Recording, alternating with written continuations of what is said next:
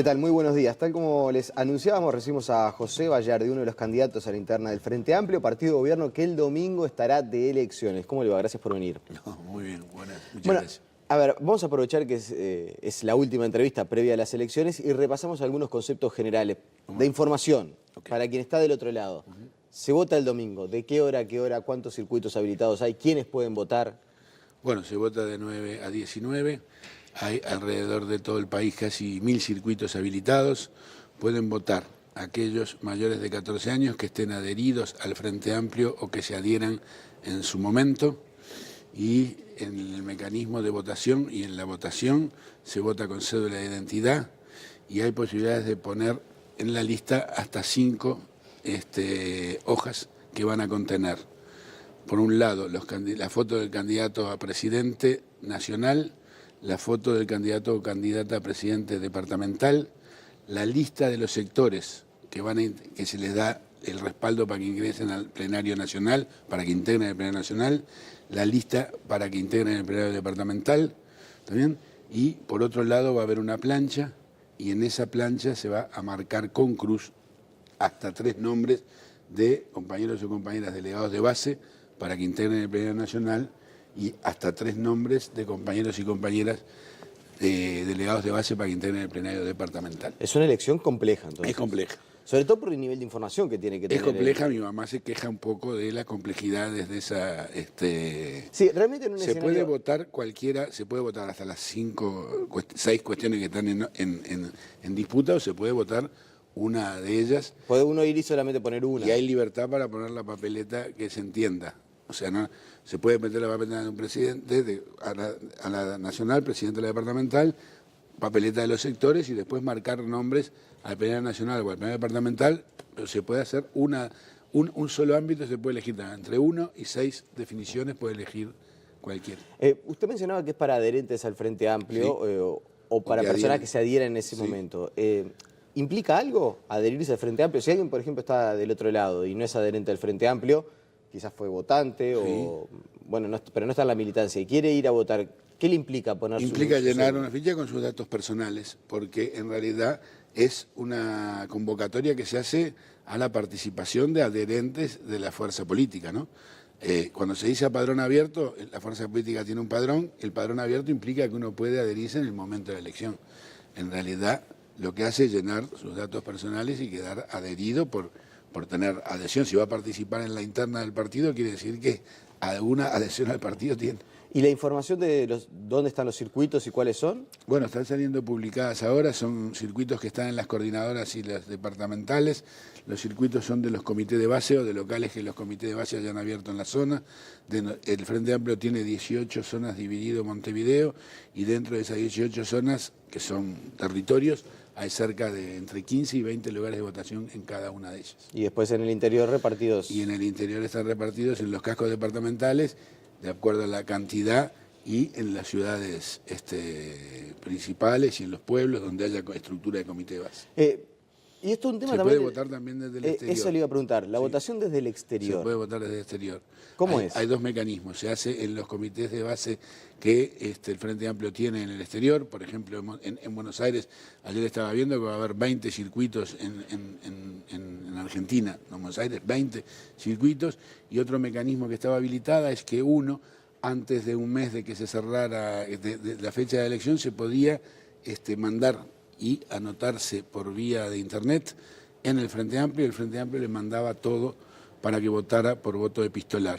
Tenía que estar matasellado antes del día de la elección y podía hacer llegar su votación desde el punto de vista de epistolar o por correo. ¿Y hubo avidez o no fue? Bueno, yo no tengo registrado la cantidad de los que utilizaron esta vía, ¿no? Porque en muchos lugares nosotros tenemos Buenos Aires, tenemos en el norte, en lo que es Estados Unidos y Canadá, tenemos en México, tenemos en España, tenemos en Suecia, tenemos en Australia, y esto no tengo idea cuál ha sido el registro de los que se han de los compatriotas que se han registrado para votar epistolarmente. ¿Es un tema la cantidad de gente que vaya a votar el domingo? O sea, es un tema en el sentido de ¿Es lo mismo si van 100.000 que si van 50 o que si van 70.000? Está pasando a ser uno de los temas, digamos, de mayor preocupación. Ahora, nosotros tenemos, en el año 2006 participaron 220.000 personas en una interna de esta en la que no se elegía presidente directamente.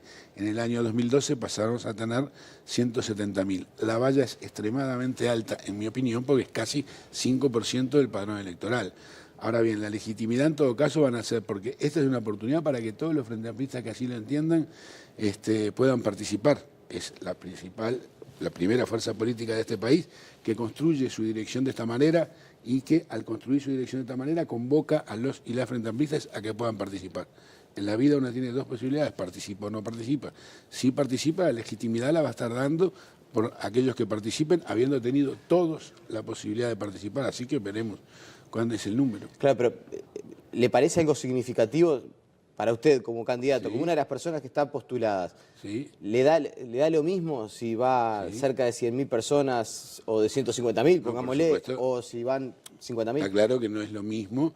Lo que yo digo es que, porque puede estar ahora una discusión sobre la legitimidad. La legitimidad la está dada cuando están todas las puertas abiertas por lo que participen. No es lo mismo que participen el resultado va a ser 200.000. legítimo, eso, No, salvo que no. haya alguna anomalía. No, eso se descarta. O sea, que si hay anomalía, no es legítimo. Lo que digo que entre que vayan 220.000 como la primera vez o 170.000 y pueden ir menos, si van más, en realidad es mayor el nivel de participación y quiere decir que tenemos menos dificultades para llegarle a los frente amplistas. ¿Pero sería, por ejemplo, una señal de desgaste si el número de votantes fuera bajo? No, yo creo que la participación va a estar dada en su contexto. Obvio que desgaste hay en una fuerza política que está en el gobierno en el tercer periodo, pero todos los niveles toda la participación se da en función del contexto que tiene que enfrentar. Y este es un contexto más difícil al que se enfrentó en las dos circunstancias anteriores. En la primera, porque hacía un año que habíamos llegado al gobierno, en la segunda, porque había una fuerza política que había desplegado un conjunto de propuestas que llamaban y convocaban, la ley de salud sexual y reproductiva que todavía no se ha sancionado, la ley de matrimonio igualitario, estaba en discusión el tema de la eventual regulación del cannabis, había mayor estado de participación activamente. Hoy estamos en un momento de más retracción y creo que la elección va a reflejar lo que refleje el contexto. Puede haber algunas cuestiones que estén vinculadas a desánimos, pero la idea es que todo lo que se tenga que corregir, el mecanismo del que el Frente Amplio apela para la corrección es el de la participación. ¿Y usted el Fato cuánto piensa que puede llegar a ir? No me animaría a decir cuál es el número ni a arriesgar un número, porque creo que si bien nació como una campaña muy fría, nosotros ya hace 4 meses que estamos de campaña, después se postergó, recordemos que íbamos al 29 de mayo, pasamos al 24 de junio, arrancamos una campaña que estaba fría desde el punto de vista de la participación, pero yo creo que ahora ha incrementado de manera importante en estos últimos 10 días, diríamos 15 días, ha aumentado más lo que uno ve afuera, ¿no? ¿Y qué se le dice a personas como, por ejemplo, Esteban Valenti, que está, yo no sé si promoviendo, pero él está diciendo yo no voy a ir a votar porque los candidatos no me representan, por el momento del Frente Amplio? Uno a veces predica con el ejemplo también. Aquellas personas que se manifiestan públicamente a favor de no ir a votar. A ver, yo voy a hablar con la generalidad, no entro en discusiones. Por eso dije a aquellas personas. Bien, perfecto, la prefiero así la pregunta.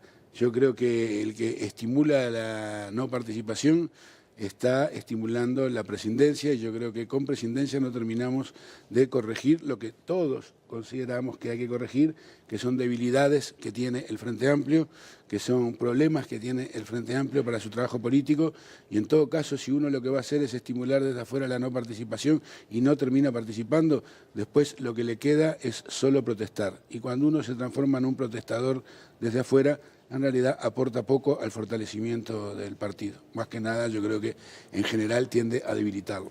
El que no participa después no va a tener derecho al pataleo. A ver, en realidad patalear capaz que sigue pataleando, pero va a haber elegido no incidir de ninguna manera para la dirección de los cambios que le quiera o que le entienda que se deben imponer. Y sabe que ese es un punto bastante importante el que está mencionando usted. Realmente, yo me considero obviamente una persona muy informada, que está en contacto con los distintos candidatos, que bueno, en fin, que puede testear el ambiente. Y yo no veo grandes diferencias en las propuestas de los candidatos. Me cuesta identificar cuál va a ser la diferencia de si el domingo gana Alejandro Sánchez, si el domingo gana Miranda, si gana Bayardo o si gana Conde. Okay. ¿Eso no es un problema también? A ver, el problema es para qué se está en este momento. Nosotros somos 4 candidatos para qué. 4 candidatos para presidir el Frente Amplio, y esos 4 candidatos en realidad aportamos a la ciudadanía nuestro perfil, nuestra historia personal, nuestra historia de militancia, ¿no? Que no nació ayer ninguno de los 4, ya tiene algunos en su ámbito social, otros en su ámbito partidario. Hemos tenido todos responsabilidades en el Frente y hemos tenido responsabilidades algunos a niveles institucionales, otros a niveles parlamentarios. Muy bien, lo que estamos haciendo es poniendo toda nuestra historia personal arriba de la mesa. ¿Para qué? Para que el elector, lo que va a elegir es el presidente del Frente Amplio. El presidente tendrá que tener la suficiente capacidad de liderazgo para aportar al fortalecimiento de la conducción colectiva del Frente Amplio. El elector verá cuál es el perfil que a él le seduce. Claro, ¿sí? Pero todos más o menos insisten en, no, el Frente Amplio tiene que ser un Frente Amplio más de puertas abiertas, tenemos que escuchar más a los militantes, hay que dialogar más. Le insisto, me cuesta identificar cuáles van a ser los matices, las diferencias, por qué yo debería elegir a Bayardi y no a Conde, o por qué debería elegir a Miranda y no a Sánchez, o viceversa. Yo he dicho muchas veces que si en realidad los Frente Amplistas que conocemos el Frente Amplio podemos tardar 15 minutos en saber cuáles son las debilidades que tenemos que enfrentar, salvo que no los conozcamos y hablemos desde afuera. 15 minutos, yo creo que sobraría, por lo cual nosotros coincidimos que hay muchas debilidades que tenemos que revertir. Ahora bien, lo que nosotros hemos tratado de llevar adelante, una campaña unitaria, una campaña en la que alejemos ese vicio de que muchas veces a través de los medios de comunicación lo primero que hacemos es pelearnos entre nosotros sin tener la capacidad para ir internamente a discutir y a tratar de llegar a acuerdos. Creo que eso lo logramos, estamos a 48 horas, en realidad hemos hecho esta campaña de esta manera. Vuelvo a repetir, creo que los Frente Amplistas y las Frente Amplistas deberán ver, de acuerdo al perfil de cada uno, cuál es el que entiende que se adapta a este momento histórico que tiene el Frente Amplio, que es un momento histórico muy particular porque el país está viviendo un momento distinto al de hace 2 años. Claro, yo también lo conversaba con los otros candidatos y les decía, menuda tarea les tocó a ustedes, porque fueron los que dieron la cara, muchas veces en representación del partido de gobierno, recorrieron el país a lo largo y ancho del territorio nacional, escuchando a la militancia, el núcleo duro de la militancia, que generalmente es el que está más desencantado, el que cree tener más derecho para protestar. Más fuerte. Y sin margen de acción, porque ustedes hasta hoy son simplemente candidatos a ocupar la presidencia del Frente Amplio. No quiere decir que puedan dar una respuesta. Entonces, en ese sentido, ¿cómo se manejarán? A ver, nosotros nos manejamos. Yo soy Frente Amplista, nací dentro del Frente Amplio, así que voy a asumir siempre las responsabilidades que debo asumir, tanto por mi gobierno, al que integré en 2 oportunidades, como por la fuerza política. Así que desde ese escenario yo me paro. Y, como bien tú decías, en realidad teníamos muy pocas posibilidades de incidir porque estábamos todavía en la competencia por la presidencia del Frente. De todos modos, yo creo que nosotros tratamos de pararnos de alguna manera con ese núcleo duro, interrelacionando con compañeros que estaban en el gobierno, porque muchos de los problemas tenían que ver con actitudes que venían del gobierno o decisiones que habían tenido del gobierno. Obviamente participamos muy cerca del secretariado, de la actual conducción colectiva que tiene el Frente, que es la que se ha dado para transitar esta etapa sin presidencia, en contacto muy con ellos y transmitiéndole hacia arriba, hacia el Frente y hacia los compañeros abajo, lo que estábamos percibiendo de que eran dificultades que los compañeros vivían con mucha... Y si tuviera que elegir 2, 3 situaciones que más enojan al militante del Frente Amplio, ¿con qué se queda? Bueno, elegiría en primer lugar las peleas externas de los Frente Amplistas a través de los medios de comunicación. Punto 1. ¿Sí? Sí. ¿Le preocupa más eso que el ajuste fiscal? No, porque el ajuste fiscal en realidad se tienen respuestas que tienen que ver con la lógica en la que el país tiene que acomodarse y discutiendo se puede llegar a acuerdos, así como se discutió la propuesta del Poder Ejecutivo y esa propuesta del Poder Ejecutivo recibió del parte del Frente Amplio una respuesta que no coincidía con lo que se iba a realizar y se revirtió. Yo creo que en realidad hubo una lógica de avance. Cuando le molesta más los elementos que suceden con la comunicación o la mala comunicación que se tiene muchas veces del Poder Ejecutivo. Por ejemplo, el tema de los jubilados. Los 200 pesos fue el paradigma de lo que en cualquier clase de comunicación va a ser transmitido como lo que no se puede hacer, ¿no?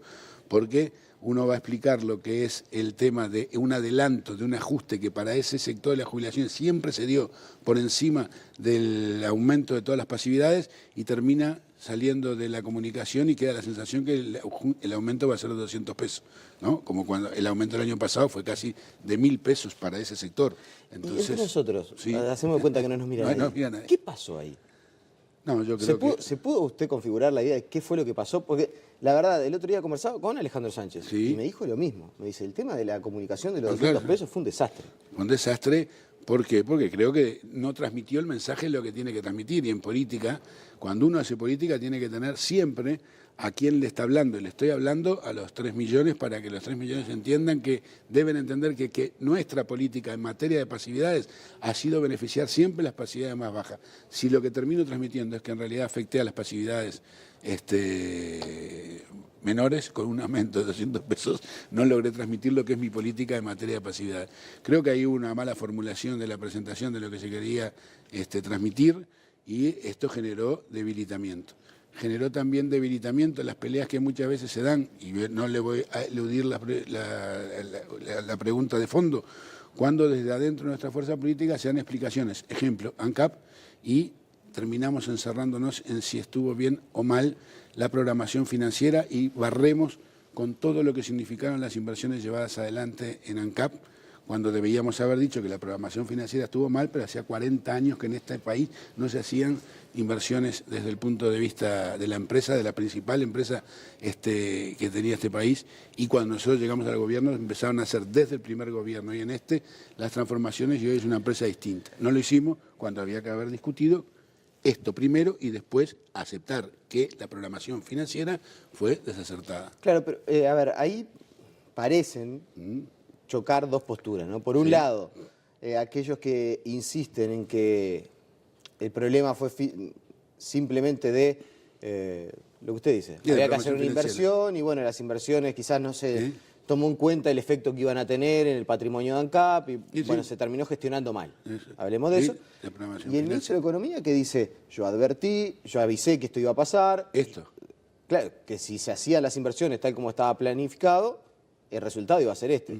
Yo advertí antes, lo hice en el Consejo de Ministros, y que ahora, pocas horas de las elecciones, sale Astori y dice, bueno, deberíamos aceptar primero los errores que cometimos y por qué la gente está enojada. Usted lo que dice es, quizás no dimos a conocer el contexto. No, deberíamos haber aceptado y deberíamos habernos puesto que el error es el tema de la programación financiera, pero no aceptar sin fundamentar que acá hubo 40 años de inversiones, que nadie había hecho inversiones en esta empresa en 40 años. Y nosotros llevamos adelante el mayor nivel de inversiones de esta empresa para dejarla potenciada para los próximos 30, 40. Ni hablar que podemos preguntar en Minas, ni hablar que podemos preguntar en el noroeste del país qué ha significado las inversiones que ha desarrollado ANCAP, y ni hablar que yo sigo apostando a otras inversiones, ¿no? Pero disculpe que le insista en el punto. Entonces, Astori no tiene razón cuando dice que la gente está enojada por los errores en la gestión y menciona el caso ANCAP. No, lo que yo digo es que había que haber generado la razón colectiva, no la de Astori ni la de Mujica, la colectiva del partido que permitiera plantear los temas tal cual era. Las inversiones se hicieron y el error fue la programación financiera. Si yo digo, acá cometimos un error, pero no aclaro que en realidad respaldo el conjunto de las inversiones que había que haber hecho, estoy transmitiendo una sensación que debilita a los compañeros en cada uno de los lados porque terminan sin entender cuál es la síntesis del Frente Amplio. Tenemos la síntesis de Astori, o la síntesis de Mujica, o la síntesis de aquel, o la síntesis de Bayardi, no importa, estoy hablando en términos genéricos, y no tenemos la capacidad de hacer síntesis internamente. Esto debilita y enoja a los Frente Amplistas. ¿Y hay mucho de personalismo y de perfilismo en la interna del Frente Amplio? A ver, yo creo que hay mucho de perfilismo en términos generales, ¿no? No tanto de personalismo, puede haber personalismo también, pero de perfilismo en lo que tiene que ver con sectores. Claro, pero esto que usted mencionaba, que termina siendo que se entienda, una guerra, una batalla de sector de Sendic, el sector de Mujica, el sector de Astori, el Partido Socialista con sus dos sectores. Está bien. ¿Hay mucho de eso? Yo creo que hay bastante más de eso de lo que sería aconsejable, porque lo primero que tiene que haber, yo no digo que nadie pueda manifestar, que se esté impedido de manifestar sus fundamentos hacia afuera, pero lo primero que tiene que haber es la necesaria síntesis adentro, el acuerdo que hacemos adentro para transmitir como Frente Amplio, más allá de los sectores. Después los sectores podrán manifestar mayor o menor acuerdo con lo que el Frente resolvió. Bien, 2 minutos me quedan y hay 2 preguntas que no quiero dejar de hacerle. ¿Cómo no? Quien resulte electo el domingo, ¿tiene que meterse ya de lleno en la discusión de la rendición de cuentas? No, tiene que meterse de lleno con todos, con los sectores y con los compañeros delegados de base, a ratificar que tenemos la voluntad de seguir trabajando juntos y que todos nos comprometemos a corregir los errores que hemos cometido y que han debilitado al Frente Amplio como partido. En esto tiene que meterse a trabajar de lleno. Claro, pero ve que muchas veces se dice, no, la verdad, ha sido el primer año de gobierno desgastante, entre otras cosas, porque no tenemos interlocutor en el Frente Amplio. Desde que no está Mónica Xavier, el Poder Ejecutivo no tiene con quién conversar y con quién aunar criterios para el Poder Legislativo. Es verdad, y estamos en medio de una ¿no? discusión de las más importantes, que es el tema presupuestal, y por primera vez con el Frente Amplio proponiendo aumentar impuestos y hacer algún recorte. Sí. Entonces, en ese sentido, ¿es una tarea crucial para el que asuma la presidencia? No, es una tarea crucial para que asuma la presidencia, de ayudar en estos dos temas a definir cuál es la posición del colectivo, no de fulano o sultán. ¿Y ha estado un poco solo el presidente Vázquez? No, yo creo que el presidente Vázquez siempre ha estado bien preocupado por el tema de la gobernabilidad. En su primer gobierno la construyó de una manera, en este segundo gobierno, porque es una persona inteligente, ha llevado adelante la gobernabilidad, logrando tener mucha más interacción con el partido. Cuando los temas estuvieron complicados, él llevó adelante la consulta del partido, en este caso el Frente Amplio, y esto es parte de la gobernabilidad que tiene que construir cualquier presidente o intendente para el caso de los gobiernos departamentales. José Bayardi, le agradecemos su presencia esta mañana aquí en Telebuen Día. Por favor.